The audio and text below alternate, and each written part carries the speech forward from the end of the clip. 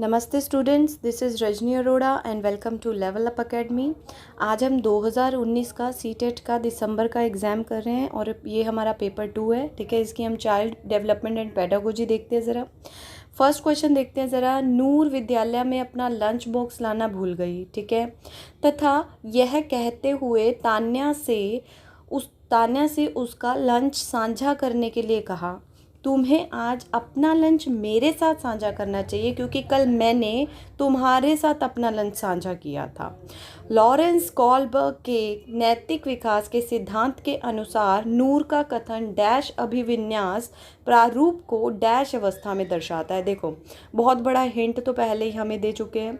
सबसे पहली बात, एक जो सबसे मेन लाइन जो हमें इन्होंने दी है वो है, तुम्हें आज अपना लंच मेरे साथ साझा करना होगा क्योंकि कल मैंने तुम्हारे साथ अपना लंच साझा किया था। ठीक है, पहले ही पता चल रहा है कि आदान प्रदान एक्सचेंज की बात हो रही है। ठीक है, अब यहाँ पर ये जो स्टेज है वो कोलबर्ग के किस विन्यास में, अभिविन्यास में, मतलब किस स्टेज के अंदर आती है। ठीक है, और कौन सी अवस्था है ये। ठीक है, पहली बात तो आपको ये पता होनी चाहिए कि जो लॉरेंस कॉलबर्ग है उसने 3 अपनी अवस्थाएं बताई हुई हैं। पहली है हमारी प्री कन्वेंशनल, फिर कन्वेंशनल और पोस्ट कन्वेंशनल, जिसे हम कहते हैं पूर्व परंपरागत, परंपरागत और पश्चिम परंपरागत। ठीक है, तो सबसे पहली बात यहाँ पे 2 चीज़ें साफ साफ दिखाई दे रही है। एक तो एक्सचेंज हो रहा है, देखो जी भी, आपको मेरे साथ करना होगा क्योंकि मैंने आपके साथ अपना लंच साझा किया था। तो आदान प्रदान कहाँ दिखाई दे रहा है आपको? 4th में दिखाई दे रहा है। और उसके साथ आपको कौन सी स्टेज है? ये परंपरागत स्टेज है। तो 4th will be our right answer. ठीक है, मतलब आपको ना हर किसी क्वेश्चन में कहीं ना हिंट देंगे ये ज़रूर, तो बस वही हिंट आपको पहचानना है। ठीक है, चलिए एक बार सेकंड क्वेश्चन देख लेते हैं। ज़रा सेकंड क्वेश्चन, समाज में विभिन्न लिंगों के लिए उपयुक्त मानी जाने वाली प्रारूपिक विशेषताओं के बारे में जन सामान्य की अवधारणाओं को क्या कहते हैं? ठीक है, आप देखिए, मैं आपको सिंपल सी भाषा में समझाती हूँ ये क्या कहना चाह रहे हैं। ये कह रहे हैं कि भाई समाज में विभिन्न लिंगों, मतलब जेंडर की बात कर रहे हैं, ये स्त्री है, ये पुरुष है। ठीक है, कि उपयुक्त माने जाने प्रारूपिक विशेषताएं, मतलब कि एक ना टाइप्ड, मतलब पहले ही सेट किया हुआ है कि फीमेल ये कर सकती हैं, मेल के ये वर्क हैं, तो वो एक मान्यताएं पहले से ही डिसाइडेड है, टाइप्ड है ऑलरेडी। ठीक है, तो वो विशेषताओं के बारे में जन सामान्य की अवधारणाओं को आप क्या कहोगे? देखो, पहली बात मेरी बहुत अच्छे से समझिए ज़रा, कि एक वर्ड होता है स्टीरियोटाइप। स्टीरियोटाइप होता है कि पहले से ही जब हम डिसाइडेड, मतलब टाइप्ड है कि मेल्स ये करेंगे, फीमेल्स ये, हाँ, उनके रोल्स भी डिसाइडेड होते हैं, तो वो हमारी होती है स्टीरियोटाइप। ठीक है, डिस्क्रिमिनेशन होता है भेदभाव करना, लेकिन डिस्क्रिमिनेशन भी इसका आंसर हो सकता है, लेकिन जो इसका स्टीरियोटाइप है ना, जो रूढ़िवादिता है, उसके अंदर ही डिस्क्रिमिनेशन आ जाता है। तो सबसे बेस्ट जो होगा ना वो हमारा होगा 4th। ठीक है, तो 4th मतलब जेंडर, रूढ़िवादिता, या फिर हम यहाँ देख रहे हैं स्टीरियोटाइप। ठीक है, स्टीरियोटाइप के अंदर ये सारे आ जाते हैं, डिस्क्रिमिनेशन आ जाता है, प्रेजुडिस आ जाता है, भेदभाव करना आ जाता है। ठीक है, तो स्टीरियोटाइप मतलब पहले से मानी गई मान्यता है कि फीमेल ये और मेल ये, मतलब उन्होंने रोल भी डिवाइड कर दिए उनके। ठीक है, तो चलिए एक बार थर्ड क्वेश्चन देख लेते हैं। थर्ड क्वेश्चन है कि हाल ही में पाठ्यचर्या में ऐसी कहानियों को शामिल करने के लिए विवेकशील प्रयास किया गया है जिसमें पिता घर के कार्यों में लगा रहता है और माता साहसिक गतिविधियों को करती है। यह कदम किस लिए महत्वपूर्ण है? आप देखिए, आपको यहाँ पे एक अच्छी सी चीज़ दिखाई दे रही है कि मतलब जो पहले से चीज़ डिसाइडेड है ना, आप क्या देखते हो कि कोई मतलब लेसन भी देखोगे ना, वहाँ पे मेल जो है वो तो टीवी देख रहे होंगे और फीमेल जो है वो किचन के काम कर रही होंगी। तो अब यहाँ पर क्या कह रहे हैं, यहाँ पर कह रहे हैं कि जो पिता है ना वो तो घर के काम कर रहे हैं, हाउस होल्ड वर्क कर रहे हैं, लेकिन जो माता है वो साहसी, मतलब अपोजिट कर दिया, मतलब ये क्या कर रहे हैं, रूढ़िवादिता को समाप्त करने की कोशिश कर रहे हैं। ठीक है, एक तरह से, क्योंकि देखो ना, पहले तो ये दिखा दिया कि माता के काम पिता कर रहे हैं और पिता के काम जो है माता कर रही है, मतलब यहाँ पे ये दूर करने की कोशिश कर रहे हैं। ऐसा नहीं है कि मतलब ये माता के काम ही है, घर का काम करना, हाउस होल्ड वर्क करना। तो यहाँ पे क्या कदम है ये? ठीक है, फर्स्ट देख लेते हैं ऑप्शन। पहला ऑप्शन कह रहे हैं ये कि यह जेंडर पक्षपात को सशक्त करता है। बढ़ा तो बिल्कुल भी नहीं रहा है, कहाँ स्ट्रेंथन कर रहा है, ये तो बल्कि एक अच्छा कदम है, ये नेगेटिव नहीं है। यह जेंडर रूढ़िवादिता को समाप्त करता है, बिल्कुल हो सकता है। तीसरा देख लेते हैं, यह जेंडर स्थिरता को प्रोत्साहित कर रहा है। जेंडर कॉन्स्टेंसी को कहाँ प्रोत्साहित कर रहा है, बिल्कुल भी ऐसा नहीं है। यह जेंडर विभेदीकरण को बढ़ाता है, नहीं, बिल्कुल। फोर्थ गलत है, थर्ड भी हमारा गलत है और पहला भी हमारा गलत है। जो हमारा सही आंसर है वो है सेकंड।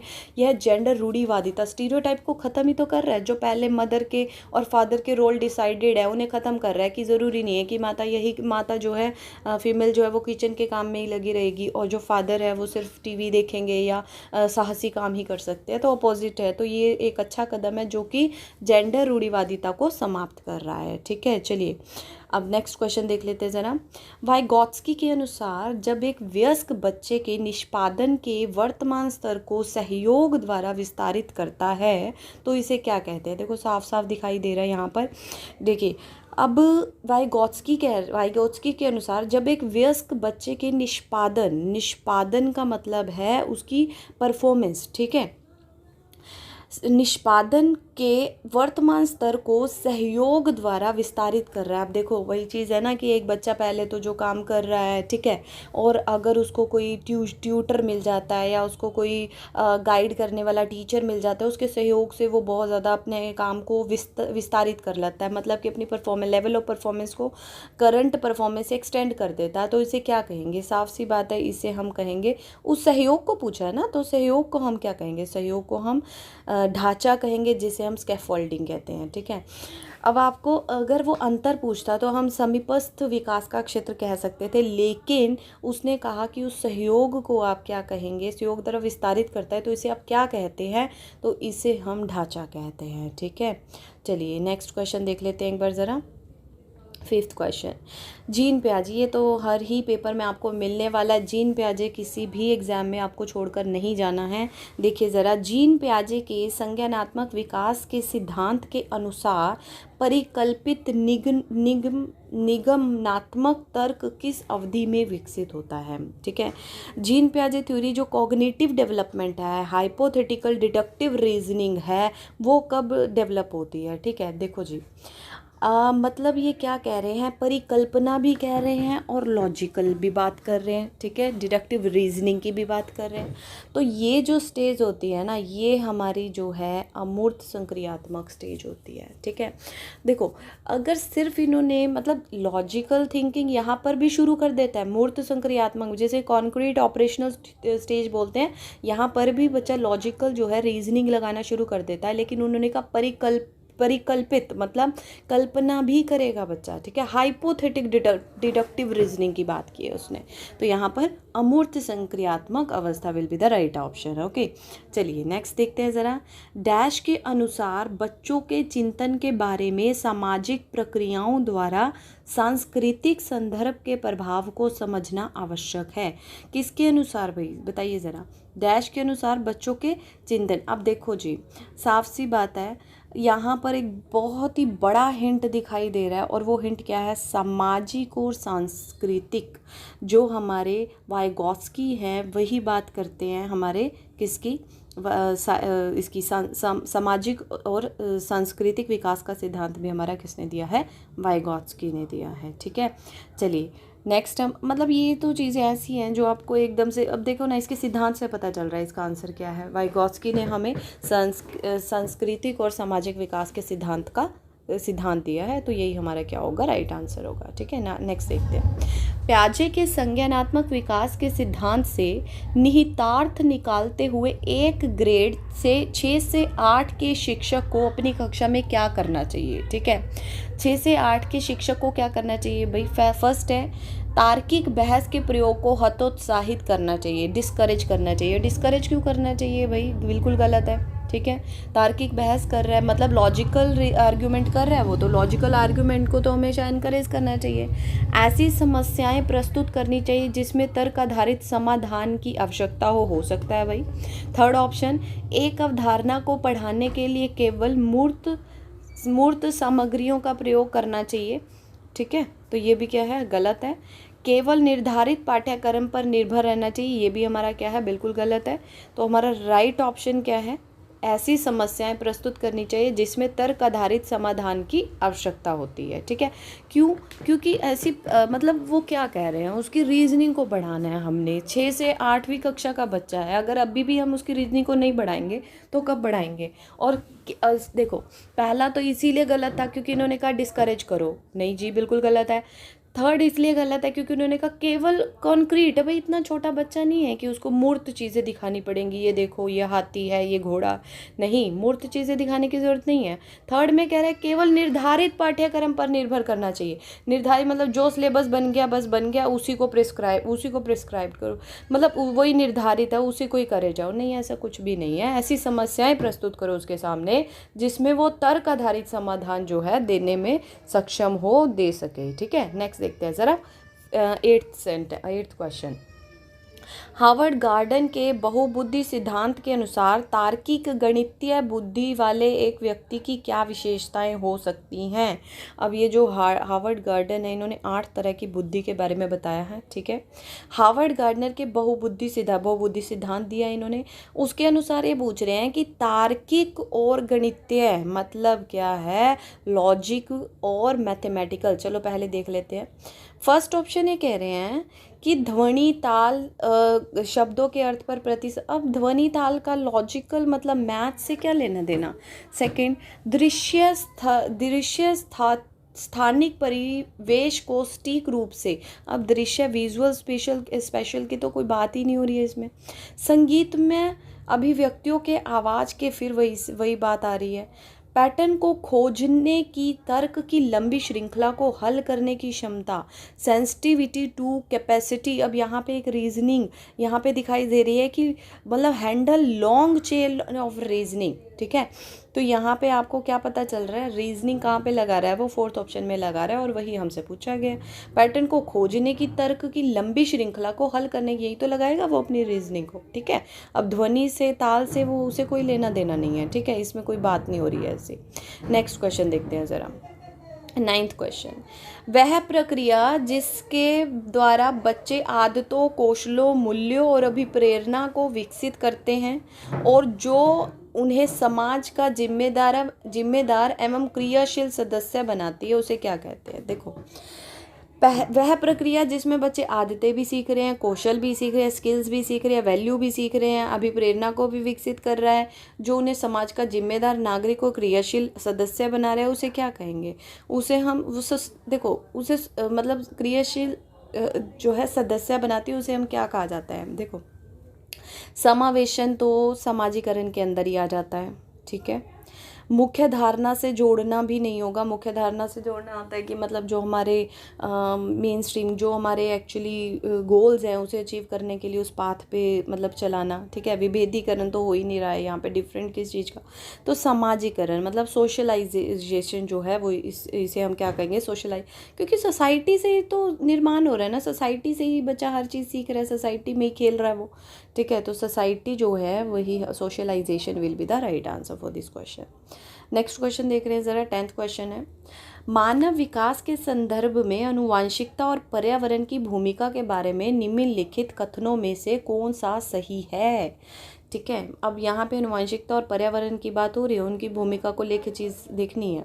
फर्स्ट इज व्यक्तिक विभिन्नताओं का एकमात्र कारण आनुवंशिक। एकमात्र का क्या मतलब है? जब दोनों रोल प्ले करते हैं, एकमात्र आनुवंशिकता है ही नहीं है, बिल्कुल नहीं है। परिवेशीय प्रभाव पूर्ण रूप से एक व्यक्ति के विकास को निर्धारित करते हैं, मतलब इन्वायरमेंट की बात कर दी अकेले। परिवेशीय प्रभाव मतलब इन्वायरमेंटल इन्फ्लुएंसेस, नहीं जी, ऐसा कुछ भी नहीं है। दो करेंगे तो दोनों करेंगे, नहीं एक नहीं करेगा। मानव विकास को न तो आनुवंशिक, मतलब ये कह रहे हैं कि दोनों ही नहीं करते। आनुवंशिकता और पर्यावरण दोनों एक जटिल पारस्परिक क्रिया के रूप में मानव विकास को, बिल्कुल राइट आंसर है हमारा कि दोनों ही जो है वो प्रभावित करते हैं। ठीक है, मैंने आपको पहले ही बता दिया था। चलिए नेक्स्ट क्वेश्चन देख रहे हैं ज़रा, 11th क्वेश्चन है। एक प्रगतिशील कक्षा में, मतलब प्रोग्रेसिव क्लासरूम की बात कर रहे हैं, प्रगतिशील कक्षा में पहला ऑप्शन, विकास के द्वारा ज्ञान की संरचना की जाती है, विद्यार्थी के द्वारा ज्ञान की संरचना की जाती है, हो सकता है। दूसरी बात, दूसरा ऑप्शन है विद्यार्थी के द्वारा निष्क्रिय रूप से ज्ञान प्राप्त किया जाता है, रिसीव्ड पैसिवली। पैसिवली मतलब कि जैसे एक टीचर बोले जा रहा है और वो पैसिवली निष्क्रिय रूप से, मतलब वो नहीं है, सक्रिय नहीं है, इसमें निष्क्रिय रूप से ज्ञान प्राप्त कर रहा है। तीसरा ऑप्शन है विद्यार्थी के द्वारा ज्ञान को उसी रूप में दोहराया जाता है, ठीक है, मतलब जैसे शिक्षक ने बोल दिया बस उसी रूप में दोहरा रहा है।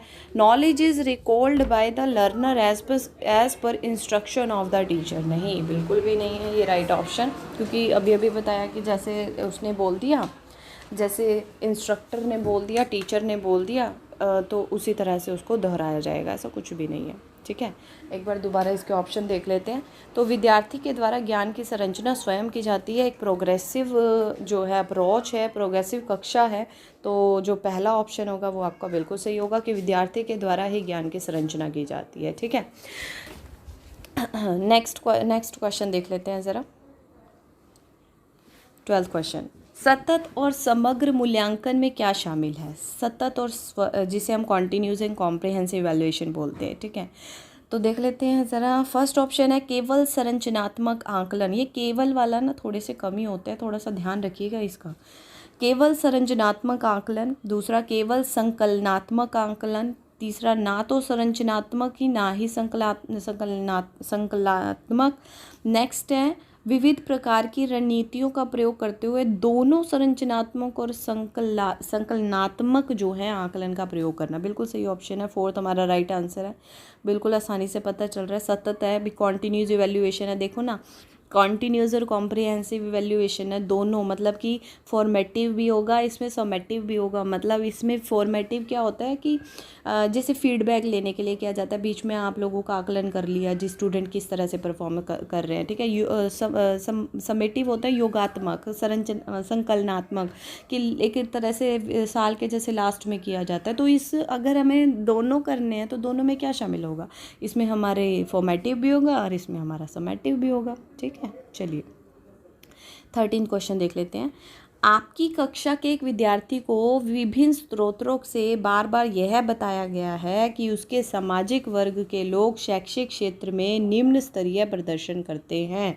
इस रूढ़िवादिता एवं परिणामिक रूढ़िवादी आशंका के प्रभाव को कम करने के लिए एक शिक्षक को क्या पहल करनी चाहिए? पहले तो क्वेश्चन समझ लीजिए। क्वेश्चन कह रहा है कि आपकी कक्षा में एक विद्यार्थी है, ठीक है, उसे बार बार ये बताया जाता है कि तुम जो वर्ग से आए हो ना, तुम जो सामाजिक वर्ग से आए हो ना, वहाँ के लोग तो भाई मतलब शैक्षिक स्तर में ज़्यादा परफॉर्म नहीं कर पाते, मतलब जैसे ज़्यादा अच्छा ग्रेड नहीं ले पाते हैं, मतलब ज़्यादा होशियार नहीं होते हैं। तो इस तरह से बताया गया। इस रूढ़िवादिता को आप दूर करने के लिए एक शिक्षक क्या करेगा? सबसे पहले देखते हैं ज़रा। इस प्रकार के सरोकारों को अनदेखा तो आप कर ही नहीं सकते, तो पाप है, ठीक है। सेकंड, विभिन्न सामाजिक वर्गों के विद्यार्थियों के बीच प्रतियोगिता आयोजित। पहले ही वो उसका सेल्फ स्टीम इतना कम हो चुका है कि आप पहले ही उसे रियलाइज़ करा रहे हो भी तुम जैसे लोग तो कुछ नहीं कर सकते, फिर ऊपर से प्रतियोगिता कराओगे, बिल्कुल गलत है जी। विद्यार्थी से पढ़ाई छोड़कर किसी अन्य क्षेत्र लो जी, पढ़ाई छुड़वा दो इसकी। 4th ऑप्शन है विभिन्न सामाजिक वर्गों के रोल मॉडल से संबंधित कहानियाँ और उदाहरणों को प्रस्तुत करोगे। बिल्कुल। अब आप क्या उनको समझा सकते हो? जो BR अम्बेडकर हैं, देखो उन्होंने कैसे सिचुएशन में कितनी डिग्री हासिल की, उन्होंने संविधान में कितना बड़ा रोल प्ले किया, वो भी तो उसी वर्ग से थे। क्योंकि एक शिक्षक होने के नाते आप जानते हो कि ऐसा कुछ नहीं होता कि एक परिवार से मतलब एक सोशल वर्ग के लोग हैं उनमें से सारे के सारे ऐसे ही हैं कि वो नहीं कुछ कर सकते, ऐसा कुछ भी नहीं है, ठीक है, आप भी अच्छे से जानते हो। तो आप इसको दूर करने के लिए क्या दोगे? उसे एग्जाम्पल्स दोगे। देखो ऐसा कुछ भी नहीं है, क्योंकि तुम में से ही वो लोग हैं जो इतने बड़े बड़े अचीवमेंट्स हासिल कर चुके हैं, तो आप उन्हें बहुत अच्छे से एग्जाम्पल्स दोगे, ठीक है। चलिए नेक्स्ट क्वेश्चन देख लेते हैं ज़रा। 14th क्वेश्चन, एक समावेशी कक्षा में शिक्षक को क्या करना चाहिए? समावेशी इंक्लूसिव क्लासरूम की बात हो रही है, ठीक है। यह विश्वास करना चाहिए कि प्रत्येक बच्चे में अपनी योग्यता एवं शक्ति के अनुसार सीखने की क्षमता है। बहुत अच्छा ऑप्शन है, अगला देख लेते हैं। अशक्त अधिगमकर्ताओं के प्रति दया और सहानुभूति का भाव प्रदर्शित करना चाहिए। बिल्कुल भी नहीं, ठीक है। तीसरा ऑप्शन है बच्चों को अपाहिज बच्चा, मंद बुद्धि बच्चा आदि के वर्गीकृत करना चाहिए। बिल्कुल पाप है। 4th ऑप्शन केवल प्रतिभाशाली एवं योग्य बच्चों पर ध्यान देना चाहिए। बिल्कुल भी नहीं, गलत, केवल सिर्फ आप इंटेलिजेंट बच्चों पर ध्यान दे रहे हो, नहीं। तो हमारा फर्स्ट ऑप्शन जो है वो बहुत ही अच्छा ऑप्शन है कि यह विश्वास करना चाहिए कि प्रत्येक बच्चे में अपनी योग्यताओं और शक्ति के अनुसार सीखने की क्षमता है। हर कोई जो है अपनी कैपेबिलिटी है भाई, उसके अंदर अपना टैलेंट है, वो अच्छे से सीख सकता है।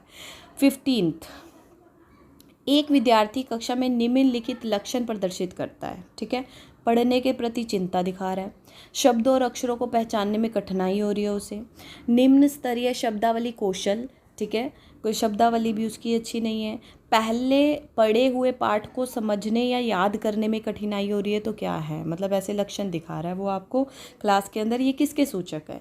एक स्वलीन विद्यार्थी के नहीं, बिल्कुल भी नहीं। एक सृजनात्मक विद्यार्थी के बिल्कुल भी नहीं। अधिगम अशक्तता वाले विद्यार्थी, मतलब जिसे हम लर्निंग डिसेबिलिटी कहते हैं, बिल्कुल राइट आंसर है भाई। हर चीज़ में तो प्रॉब्लम हो रही है उसको, मतलब एनेक्सिटी अराउंड रीडिंग हो रही है, डिफ़िकल्टी हो रही है, पढ़ने में कठिनाई हो रही है, पहले पढ़े हुए पाठ को भूल रहा है बच्चा, शब्दावली उसकी अच्छी नहीं, लर्निंग डिसेबिलिटी है। मानसिक तो ये बिल्कुल भी नहीं है, ठीक है, ये सिर्फ क्या है, लर्निंग डिसेबिलिटी है। नेक्स्ट हम देख रहे हैं ज़रा 16 क्वेश्चन।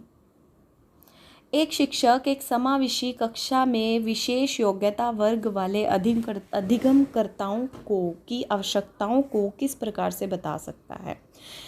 ठीक है, एक शिक्षक है एक समावेशी कक्षा में विशेष योग्यता वर्ग वाले अधिगमकर्ताओं की आवश्यकताओं को किस प्रकार बता सकता है, ठीक है, और संबोधित कर सकता है, मतलब किस तरह से। सबसे पहला ऑप्शन है आकलन के लिए पेपर पेंसिल टेस्ट का प्रयोग करना और अभ्यास द्वारा रटने पर बल देना। यहाँ तो इतना नेगेटिव वर्ड आया हुआ है जिसे देखते ही ये क्रॉस हो जाएगा, रटने पर बल देना।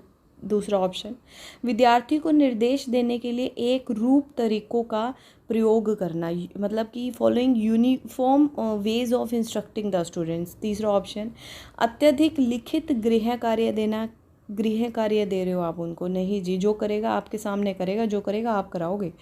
फोर्थ ऑप्शन, प्रत्येक विद्यार्थी को अधिगम के सशक्त पक्षों और कमजोरियों के विश्लेषण के आधार पर विशिष्ट अधिगम उद्देश्यों को विकसित करना, मतलब developing specific learning objectives based on analysis of each student learning strength and weakness. बिल्कुल राइट ऑप्शन है हमारा।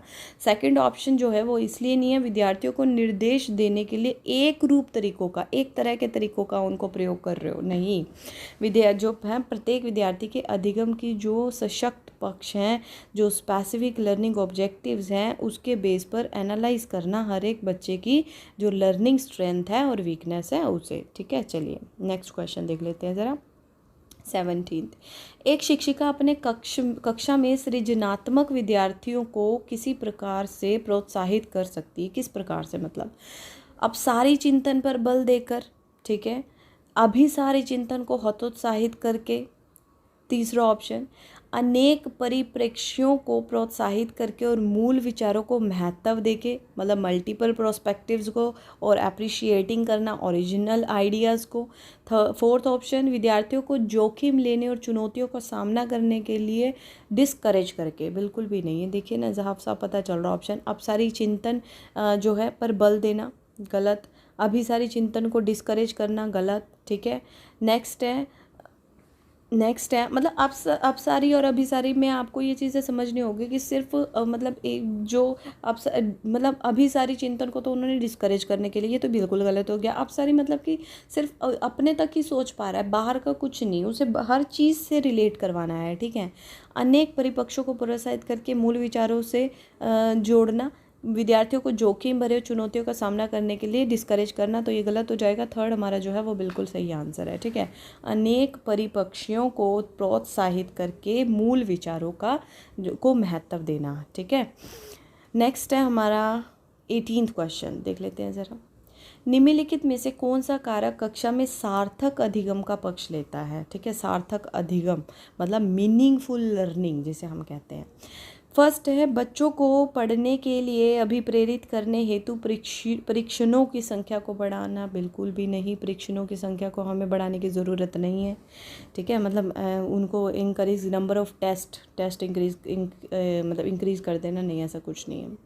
नेक्स्ट है हमारा बच्चों को पढ़ने के लिए अभिप्रेरित करने हेतु पुरस्कार देना। पुरस्कार जो है देना अच्छी बात है, लेकिन ये लॉन्ग टर्म नहीं चलते। आप कितना उनको पुरस्कार दे दोगे, नहीं। निर्देशों के अनुसार केवल व्याख्यान विधि को अपनाना, व्याख्यान मतलब लेक्चर मेथड को, 50 बच्चों को बिठा लो उनको लेक्चर देते रहो, नहीं जी। विषय वस्तु और बच्चों के संपूर्ण कुशल क्षेम और अधिगम के प्रति सच्चा सरोकार रखना, मतलब showing genuine interest in the content matter and heavy concern for childrens overall, मतलब कि बच्चे के लिए जो आप कर रहे हो उसके लिए बिल्कुल जेन्युइन तरीके से करना और उसे जो है उसके ओवरऑल वेलबींग और लर्निंग के बारे में सोचना। तो फोर्थ बहुत ऑप्शन अच्छा है, यही हमारा राइट ऑप्शन है। आंसर भी यही है। 18th हो गया, 19th की तरफ चल रहे हैं। निम्नलिखित में से कौन सा प्रभावशाली समस्या समाधान रणनीति का एक उदाहरण है? प्रभावशाली समस्या समाधान रणनीति की बात हो रही है, ठीक है। फर्स्ट ऑप्शन, समाधान के मूल्यांकन पर बिल्कुल ध्यान नहीं देना। दूसरी, क्रियात्मक अनम्यता, एक वस्तु के केवल परंपरागत कार्य पर ध्यान देना। थर्ड ऑप्शन, प्रतिक्रिया निर्धारण, समस्या प्रस्तुतिकरण के एक ही आयाम में सीमित रहना। साधन साध्य विश्लेषण, समस्या को अनेक उपलक्षणों में विभाजित करना। देखो फर्स्ट ऑप्शन देखो जरा इसका दोबारा, समाधान के मूल्यांकनों पर बिल्कुल ध्यान नहीं देना। बिल्कुल देना है भाई, समाधान के मूल्यांकन भी मतलब जैसे कि आप मान लीजिए कोई प्रॉब्लम है, ठीक है, उसको बच्चे ने सॉल्व किया, ठीक है, उस सॉल्व करने के बाद जो रिज़ल्ट आया उसका मूल्यांकन करना कि भाई जो हमने मेथड अप्लाई किया था वो कितना सही रहा, इवेल्युएट कर रहे हो आप उसको, बिल्कुल करना चाहिए। क्रियात्मक अनयता मतलब focusing on only the conventional function of an object, functional fixed कर देना जो पहले से फंक्शन, बिल्कुल गलत है ये। प्रतिक्रिया निर्धारण, response set, getting stuck on one way of representing a problem, समस्या प्रस्तुति के लिए एक ही आयाम, एक ही तरह से समस्या को सोचते जाना, कोई भी समस्या हो उस पर एक ही तरह से अपने जो मेथड है वो अप्लाई करना, गलत है।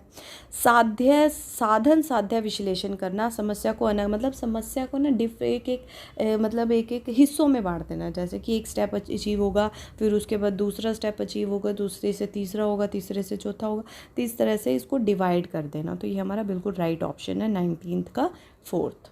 नेक्स्ट देख लेते हैं ज़रा 28th क्वेश्चन, निम्नलिखित में से कौन सी शिक्षा अधिगम के लिए प्रभावशाली शिक्षण प्रणाली नहीं है, ठीक है, पर नहीं है पूछ रहे हैं आपसे। बच्चों को अंतर्दृष्टि के द्वारा अनुमान लगाने के लिए प्रोत्साहित करना, इंट्यूशन से, ठीक है। प्रयोग एवं पर्यवेक्षण मतलब एक्सप्लोर करना, उसको सिखाना, एक्सपेरिमेंट करना सिखाना। कौन सी शिक्षा अधिगम के लिए प्रभावशाली प्रणाली नहीं है, नहीं पूछा है भाई, ठीक है। प्रयोग एवं पर्यवेक्षण हो गया। संवाद एवं परिचर्चा, फोकसिंग ऑन, दिए गए ज्ञान को दोहराने पर ध्यान केंद्रित करना, ठीक है। अब देखो जी, नहीं है पूछा है तो पहले जो है वो देख लेते हैं। देखो, बच्चे को अंतर्दृष्टि के द्वारा अनुमान लगाने के लिए प्रोत्साहित करना, ये बिल्कुल अच्छा ऑप्शन है भाई। अपने आप से इंट्यूशन से गैस करो कि भाई ये चीज़ सही हो सकती है या नहीं, मतलब एक तरह से आप उसकी थिंकिंग को बढ़ा रहे हो ना, ठीक है। ये प्रयोग और पर्यवेक्षण भी बहुत अच्छी, एक्सपेरिमेंटल एक्सप्लोर करने का उसको मौका देना। संवाद डिस्कशन तो वैसे ही बहुत अच्छा होता है, डायलॉग डिस्कशन बहुत ही अच्छी चीज़ है। लेकिन दिए गए ज्ञान को दोहराने पर ध्यान केंद्रित करना, मतलब जो कह दिया उसी को, मतलब उससे ना आगे सोचो ना पीछे सोचो, मतलब जितना कह दिया उसी को बस बोले जाओ, उसके दोहराए जाओ। तो ये बिल्कुल भी शिक्षण अधिगम की एक प्रभावशाली शिक्षण विधि बिल्कुल भी नहीं है। तो हमारा फोर्थ जो है इसका राइट ऑप्शन हो जाएगा। 21, शिक्षक कक्षा में पढ़ने में ध्यान न देने वाले बच्चों से किस प्रकार का बर्ताव कर सकते हैं। मतलब पढ़ने में ध्यान नहीं दे रहे हैं बच्चे, किस प्रकार का बर्ताव करेगा एक शिक्षक। फर्स्ट, बच्चों को कक्षा से बाहर जाने के लिए कहकर, लो जी, तो बच्चों को अगर आप कक्षा से बाहर जाने के लिए कह दोगे तो उसका ध्यान केंद्रित नहीं होने वाला है। इससे पूरी कक्षा के सामने उन्हें बार बार डांट तो आप सकते ही नहीं, बच्चे भगवान हैं। तीसरा ऑप्शन, उनसे बात करके तथा उनकी रुचि का कारण जानने की कोशिश कर छोड़ दीजिए। फोर्थ ऑप्शन देखते हैं, उन्हें गृह कार्य के लिए अत्यधिक वर्कशीट देकर, बिल्कुल भी नहीं, आप उन्हें घर के लिए कुछ नहीं देंगे, जो करवाएंगे सामने करवाएंगे। तो थर्ड ऑप्शन जो है वो बहुत ही अच्छा ऑप्शन है।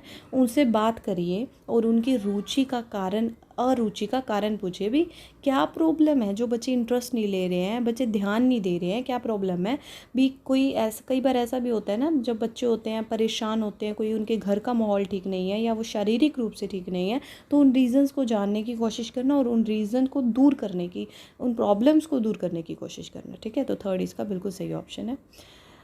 22 देख लेते हैं। संरचनावादी उपागम बताता है कि डैश ज्ञान की संरचना के लिए अत्यंत आवश्यक है। संरचनावादी मतलब कंस्ट्रक्टिविस्ट अप्रोच की बात हो रही है।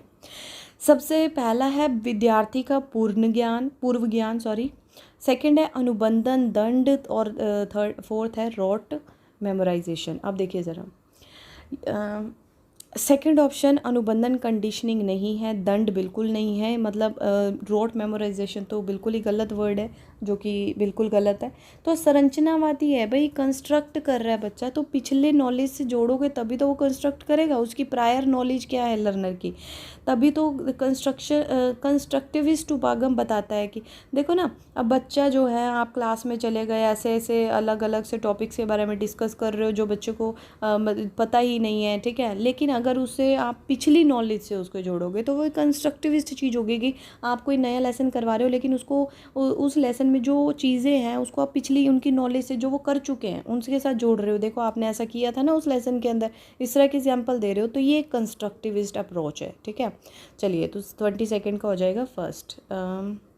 23 देख लेते हैं।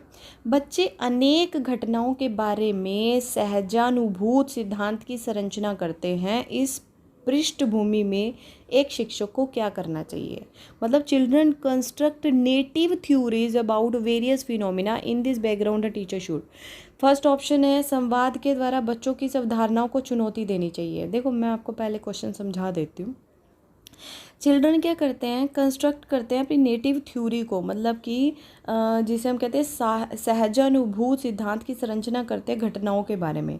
जैसे पता है क्या होता है, कोई भी घटना को देखेंगे ना, वो किसी ना मतलब अपने से रिलेटेड, अपनी चीज़ों से, अपने आसपास की चीज़ों से जोड़ने लग जाएंगे कि हाँ ऐसा मेरे पापा के साथ भी हुआ था, ये ऐसा हमारे जो अंकल हैं उनके साथ। तो ऐसी चीज़ों के घटनाओं के साथ ना जोड़ना, अपने नेटिव थ्योरीज बनाना शुरू कर देते हैं। इस पृष्ठभूमि में एक शिक्षक को क्या करना चाहिए। ठीक है, पहला, संवाद के द्वारा बच्चों की अवधारणाओं को चुनौती देनी चाहिए। दूसरा, बच्चों के इस विचार को खारिज करना चाहिए। ये तो बिल्कुल ही गलत है, खारिज आप कर ही नहीं सकते, बच्चों को तो इग्नोर कर ही नहीं सकते जी। थर्ड ऑप्शन, बच्चों के विचारों और सिद्धांतों को अनदेखा करना चाहिए। गलत, बच्चों को इस विचार के लिए डांटना वर्ड जी, डांटना कहाँ से आप कर लोगे। फर्स्ट ऑप्शन जो है वो बिल्कुल राइट आंसर है कि संवाद के द्वारा उनके साथ चैलेंजिंग डिस्कशन करो, उनके साथ challenge these conceptions of the childrens through dialogues improve. इससे क्या होगा, एक तो इंटरेक्शन अच्छा होगा, डिस्कशन बहुत अच्छी होगी, और उनके जो व्यूज़ हैं वो निकल के बाहर आएंगे। तो उन्हें जो है क्या करना चाहिए, संवाद के द्वारा बच्चों की अवधारणाओं को चुनौती देनी चाहिए। 24 है, संज्ञान और संवेग के बीच किस प्रकार संबंध होता है। संज्ञान और संवेग मतलब कॉग्निशन और इमोशंस की बात कर रहे हैं। ठीक है, फर्स्ट ऑप्शन एक दूसरे से स्वतंत्र है। दूसरा, एक दिशीय मतलब संवेग संज्ञान, देखो जो संवेग है और संज्ञान है दोनों बातें हैं। कॉग्निशन और इमोशन जो है वो एक दूसरे को प्रभावित करते हैं। ऐसा नहीं है कि सिर्फ इमोशंस ही जो है कॉग्निशन को प्रभावित करेंगे। तो एक दिशीय तो बिल्कुल गलत है। दूसरा भी एक दिशीय है कि केवल वही प्रभावित कर रहा है, एक दूसरे से स्वतंत्र बिल्कुल नहीं है क्योंकि प्रभावित करते हैं। तो द्विदिशीय है, ये दोनों के बीच एक गतिशील जो है पारस्परिक क्रिया जो है होती है, मतलब दोनों एक दूसरे को प्रभावित करते हैं। कौन कौन, इमोशन और हमारे कॉग्निशन। ठीक है, चलिए 25 निम्नलिखित में से कौन से कारक अधिगम को प्रभावित करते हैं। मतलब अधिगम को कौन कौन से प्रभावित करते हैं ये देख लीजिए। विद्यार्थी की अभिरुचि, ठीक है, अधिगम को बिल्कुल प्रभावित करेगी विद्यार्थी की अभिरुचि। रुचि नहीं है तो पढ़ेगा कैसे। विद्यार्थी का संवेगिक स्वास्थ्य, स्वास्थ्य अच्छा नहीं होगा तो भी नहीं वो पढ़ सकता। शिक्षा शास्त्रीय रणनीतियाँ, अब कैसे स्ट्रेटजीज अपना रहा है एक टीचर, कैसे स्ट्रेटजीज अपना रहे हो भाई, एक टीचर कैसे स्ट्रेटजी अपनाएगा तभी तो बच्चों का अधिगम होगा। बिल्कुल, अब आप क्या है लेक्चर मेथड यूज़ करे जा रहे, बच्चों के साथ इंटरेक्शन कर नहीं रहे हो तो उससे कहाँ से वो अधिगम प्रभावित होगा, और अधिगम नहीं बढ़ेगा। फोर्थ है विद्यार्थी का सामाजिक और सांस्कृतिक संदर्भ बिल्कुल प्रभावित करता है। सामाजिक और सांस्कृतिक संदर्भ तो हमारा जो फोर्थ ऑप्शन है ना, उसमें चारों ऑप्शन आ रहे हैं तो वो हमारा बिल्कुल राइट आंसर है। Fourth is the right answer. ठीक है, नेक्स्ट देख लेते हैं। 26 निम्नलिखित में से क्या ज्ञान के सार्थक संरचना की प्रक्रिया का एक महत्वपूर्ण पहलू है। मतलब ज्ञान के सार्थक संरचना, important aspect of the process of meaningful construction of knowledge. ठीक है, मीनिंगफुल कंस्ट्रक्शन ऑफ नॉलेज कैसे होगी। सामाजिक पारस्परिक क्रियाएं, मतलब सोशल इंटरेक्शन बिल्कुल अच्छा होना चाहिए। लगातार अभ्यास तथा बार बार स्मरण करना, अभ्यास और बार बार मतलब ड्रिल कराए जाओ, रेपिटाइज रिकॉल कर रहे हो तो सार्थक संरचना नहीं है ये कंस्ट्रक्टिविज्म की। पुरस्कार देखो, चलो देख लेते हैं। फर्स्ट है सामाजिक पारस्परिक क्रियाएं, मतलब सोशल इंटरेक्शन, बिल्कुल ये सोशल इंटरेक्शन जो है वो बहुत ही अच्छा है मीनिंगफुल कंस्ट्रक्शन ऑफ नॉलेज के लिए। दूसरा है लगातार अभ्यास और बार बार स्मरण करना, नहीं। पुरस्कार नहीं। उद्दीपन प्रतिक्रिया में स्टिमुलस रिस्पॉन्स एसोसिएशन, नहीं, ऐसा कुछ भी नहीं है। तो हमारा जो फर्स्ट है ना वो बिल्कुल राइट आंसर है इसका, देखते ही पता चल रहा है ये तो। नेक्स्ट देख लेते हैं 27। जब विद्यार्थी पुरस्कार पाने की इच्छा से बार बार किसी गतिविधि को करने का निर्णय लेते हैं, जैसे कि एक प्रयोग का नियोजन एवं संचालन करना जो कि प्रत्यक्ष रूप से उस गतिविधि से संबंधित नहीं है, जैसे कि एक स्टार और बैज प्राप्त करना, ऐसी स्थिति में क्या संभावनाएं उत्पन्न होती है। अधिगम के लिए भौतिक, देखो ना यहाँ पे बच्चा क्या कर रहा है, यहाँ पे पुरस्कार की इच्छा से अपनी गतिविधियाँ कर रहा है। मतलब कि मुझे जो है मेरे पापा ने कहा है कि अगर मेरा फर्स्ट ग्रेड आएगा ना तो वो मुझे जो है वो गेम लेके देंगे। ठीक है, तो यहाँ पे बच्चा क्या कर रहा है, यहाँ पे एक मटीरियलिस्टिक एटीट्यूड जो है उसका विकास हो रहा है। मटीरियलिस्टिक एटीट्यूड जो है मतलब मेरे को कोई भौतिक चीज़ चाहिए, उसके लिए मैं चीज़ें कर रही हूँ। ठीक है, चलो अब देखते हैं ज़रा ऑप्शन देख लेते हैं एक बार। सेकंड ऑप्शन देखते हैं ज़रा। समझने के लिए अधिगम में आनंद प्राप्त करना, समझ कहाँ रहा है, वो तो किसी चीज़ की प्राप्ति के लिए कोई चीज़ कर रहा है कि भाई मुझे कुछ मिलेगा तो मैं समझ थोड़ी ना रहा है वो चीज़ों को, आनंद कहाँ से आ रहा है उसको। पुरस्कार के बिना भी उस गति, पुरस्कार के बिना कहाँ कर रहा है, उसको तो पुरस्कार चाहिए। अन्य लोगों को खुश करने के लिए कार्य करने की बजाय स्वयं में निपुणता, नहीं, स्वयं में कहाँ निपुणता आ रही है उसके, बिल्कुल भी नहीं। तो अधिगम के लिए वो भौतिकवादी अभिवृत्ति का विकास कर रहा है कि मतलब कुछ मिलेगा, मटीरियलिस्टिक हो रहा है बच्चा यहाँ पे। ठीक है, चलिए 28। बाल्यावस्था की अवधारणा में से क्या अभिप्राय है, बाल्यावस्था की अवधारणा से। फर्स्ट ऑप्शन है यह विभिन्न सांस्कृतिक संदर्भों में सार्वभौम रूप से समान है, universally the same across different cultural context. दूसरा ऑप्शन, समकालीन सामाजिक संरचनावादी मनोवैज्ञानिकों के अनुसार यह एक सामाजिक संरचना है। यह है कि बच्चे दुष्ट रूप से पैदा होते हैं, बिल्कुल गलत है। यह कि बच्चे शून्य से शुरुआत करते हैं, ये भी गलत है। अब दो ऑप्शन है हमारे पास कि universally the same across different culture context और समकालीन social construction according to the contemporary socio context. बिल्कुल जो हमारा सेकंड ऑप्शन है वो बिल्कुल राइट ऑप्शन है, देख लेते हैं। देखो यहाँ पे तो दुष्ट पैदा होते हैं, ये क्या मतलब है, शून्य से शुरुआत हो रही है, नहीं, ऐसा कभी नहीं होता, शून्य से शुरुआत नहीं होती। फर्स्ट ऑप्शन है यह विभिन्न सांस्कृतिक संदर्भों में सार्वभौम रूप से समान है, नहीं, हर एक चीज़ में डिफरेंट एटीट्यूड होता है। ठीक है, समान तो होता ही नहीं है। सेकंड ऑप्शन जो बिल्कुल सही है, social construction according to the contemporary social, अलग अलग सोशल कंस्ट्रक्शंस होती हैं, सोशो कंस्ट्रक्टिविस्ट थ्योरी पर है ये। ठीक है, तो ये हमारा, चलिए अब हम 29वां क्वेश्चन देख लेते हैं। निम्नलिखित में से कौन सी मध्य बाल्यावस्था की विशेषता है। ठीक है, मिडल स्टेज के पूछ रहे हैं आपसे, मिडल चाइल्डहुड की। फर्स्ट है शारीरिक वृद्धि एवं विकास बहुत तेज गति से होता है। दूसरा, अमूर्त रूप से सोचने और वैज्ञानिक तर्क का प्रयोग करने की योग्यता विकसित होती है। तीसरा, बच्चे तार्किक और मूर्त रूप से सोचना आरंभ कर देते हैं। अब जो मिडिल चाइल्डहुड एज स्टेज है ना, तो उसमें क्या होता है, बच्चे लॉजिकली और कंक्रीट मतलब मूर्त रूप से भी मतलब चीज़ें चाहिए होती है उनको, लेकिन उसमें भी लॉजिक लगाना जो है वो शुरू कर देते हैं। ठीक है, तो ये जो हमारा थर्ड ऑप्शन है वही हमारा राइट आंसर है कि बच्चे जो हैं तार्किक लॉजिक जो है लगाते हैं, लेकिन उन्हें कॉन्क्रीट भी चाहिए होता है। ठीक है, मतलब मूर्त रूप से भी चीज़ों को देखते हैं वो। ठीक है, नेक्स्ट क्वेश्चन देख लेते ज़रा, 30th क्वेश्चन, लास्ट क्वेश्चन है ये हमारा। परिवार एवं पास पड़ोस बच्चों के समाजीकरण की डैश कौन सी एजेंसियां हैं? मनोवैज्ञानिक एजेंसियां हैं, प्राथमिक, मध्य, द्वितीयक। देखिए ज़रा, अगर परिवार का नाम आ रहा है ना, फैमिली का नाम आ रहा है ना, तो वो मध्य हो सकती है ना ही वो द्वितीय हो सकती है, तो ये हमारी हमेशा प्राथमिक एजेंसी है। ठीक है, तो ये हमारे 30 क्वेश्चन थे जो हम लोगों ने कंप्लीट कर लिए। अगले प्रीवियस जो पेपर हैं हम लोग कोशिश करेंगे सभी प्रीवियस पेपर जो हैं वो सॉल्व करें। तो चैनल को सब्सक्राइब करना मत भूलिएगा। Thank you so much, have a good day.